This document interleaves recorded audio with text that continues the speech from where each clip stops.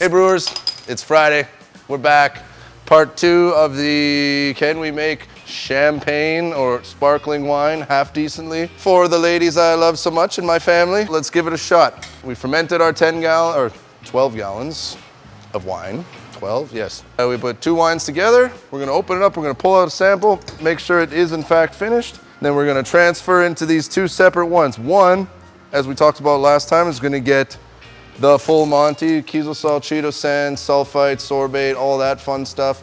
And then we're gonna transfer it into a keg. We're gonna carbonate it that way and just bottle it right out of the keg with the old beer gun. The other one, we're gonna try the old classic method, if you will. We're gonna bulk age it for a few weeks. Then we're gonna put it in some bottles, prime it, let it age in the bottles on the priming sugar for about 6 months. And then do the whole degorging process. Can't imagine what a shit show that's gonna be.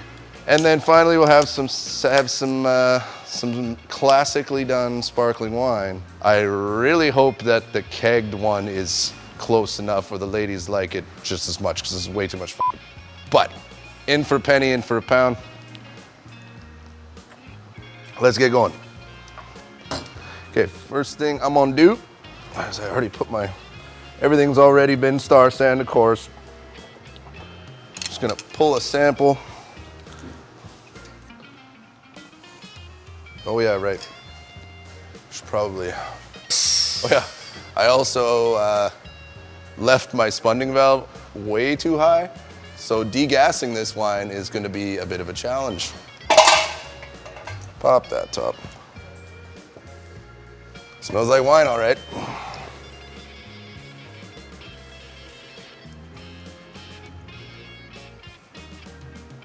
The fact that we saw a little bit of foam on that first little bit is a little bit concerning to me. Means some CO2 is still in solution. Oh well. Definitely smells like some halfway there wine.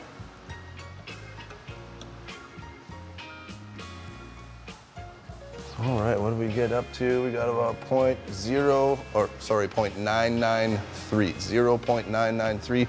It's not as absolutely dry as it can get, but dry enough and definitely finished. So let's get transferring, all right? So like I said, I've already star sand everything here. Very important step. And let's just let it rip. As with anything, if you can, you want to try and transfer to the bottom. So this one here is going to be our one that gets the full Monty of all the normal stuff that you would normally put in a wine kit. The glass one is going to be our bulk aging one. And this is why I always keep some paper towels around to clean up my mess. Oh, while we wait for that, yeah, look at those bubbles.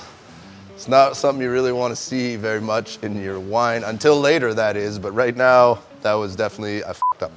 Okay, but all is not lost. We have nothing to fear about running out of beer. Okay.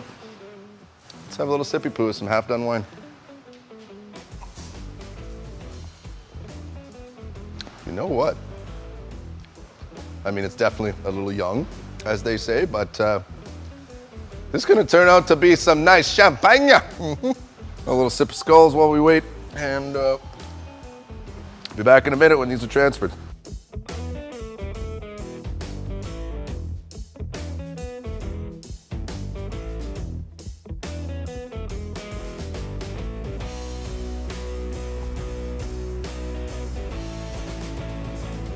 Oh, careful now.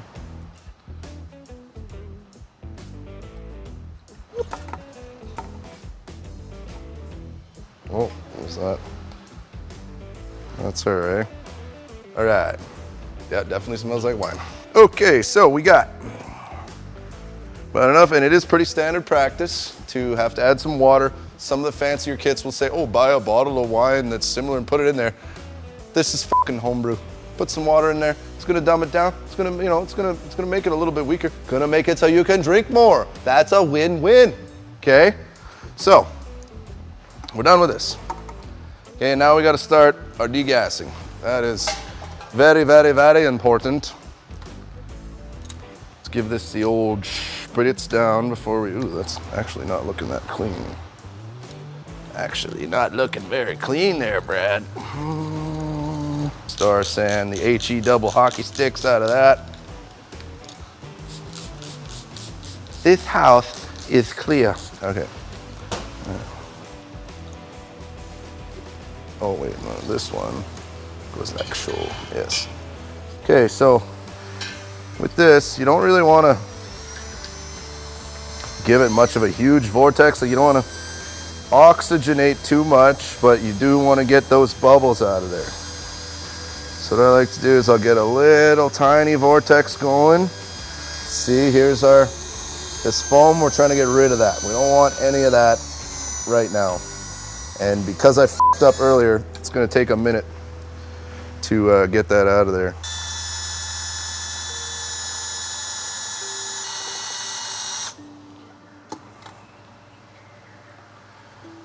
All right, so with degassing, you just gotta kind of go back and forth, give it a minute in between.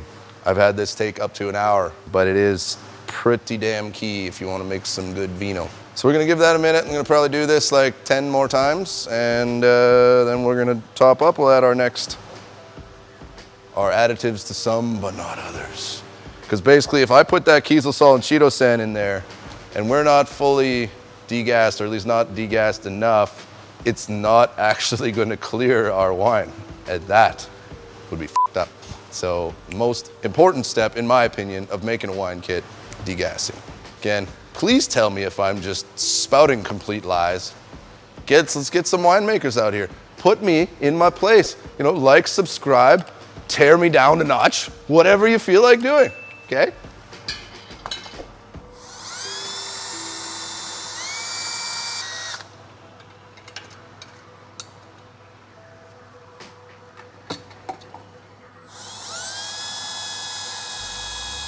So that was stir number 3 or 4, I can't remember now, but you can see it's starting to get less and less every time.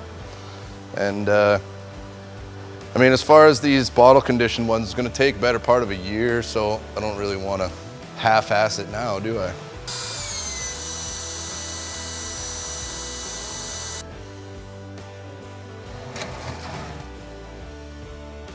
Still a little CO2-y.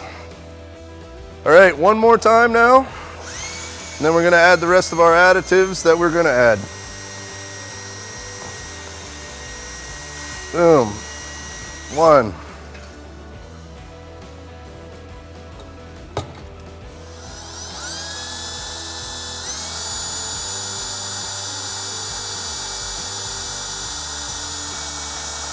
And 2. Okay, actually, I'm gonna leave that in there. Okay, which one? This one is only getting the Kieselsaal Chitosan, so I'm gonna top up this one. We're gonna put our sulfites, our sorbate, and our Kieselsaal Chitosan, and then we are done for today.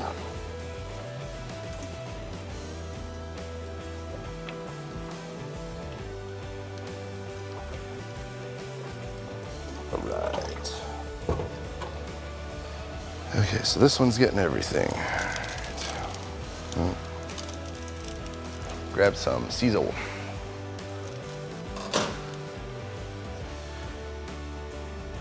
Oh, step 1, our sulfite.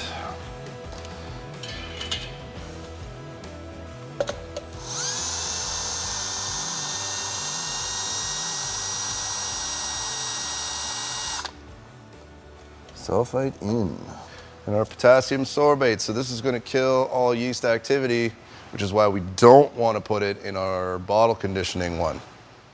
We're going to be force carbing this one, bottle conditioning this one. No sorbate for you.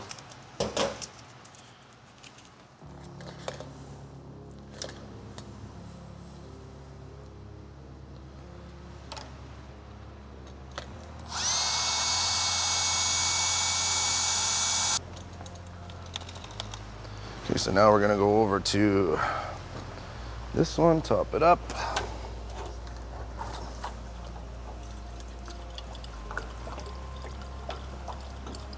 I'm also gonna filter this one where I probably won't filter this one. So this one here, the bottle conditioning one, we're gonna go straight for the Kieselsaal. Kieselsaal, then Chitosan. That's why it says D1, D2. Very important.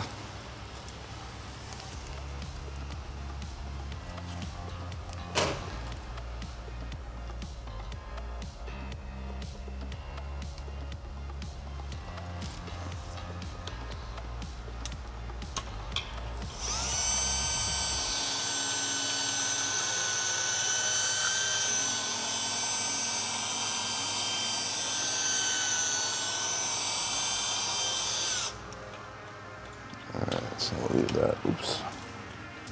In there. Now we're gonna do our Kieselsaal on this one.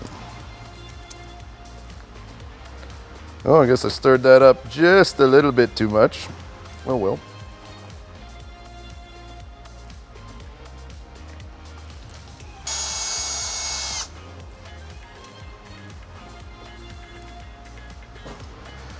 Okay, so now we wait 15 minutes. I'm gonna mop up a little bit of this water I spilled, put the Cheeto sand in, and today is done.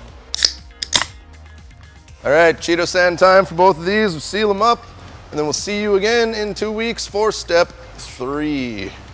And God, there's like 5 steps. Holy shit, whose idea was this?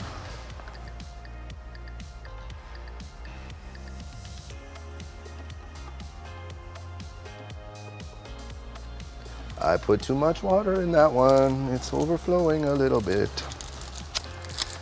Whoops. Extra couple of sippy poos for the ladies, very important. All right, little stir. So you gotta kind of be nice because like I said, I overfilled it a little bit, so whoops. I've heard of leaving no headspace, but this is ridiculous. All right, there we go, 1.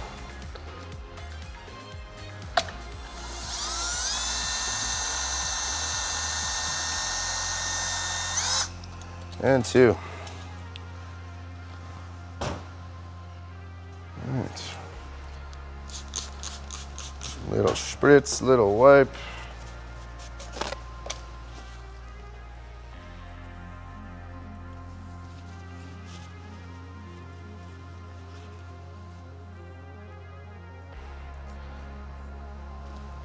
And I might give those a little burpee by tomorrow morning or something, just to see if I did get it degassed enough. Hopefully I did.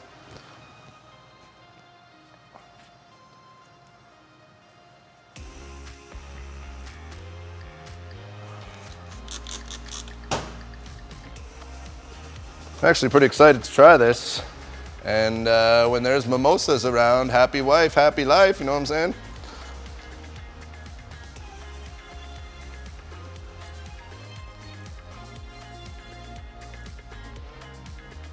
Uh-oh. All right. Should have grabbed the number 7. Okay, boom. 1, 2. See you in a couple weeks for stage 3. Don't get too fucked up. Remember to hit that like, subscribe. I know this ain't beer, but like I said, happy wife, happy life, huh?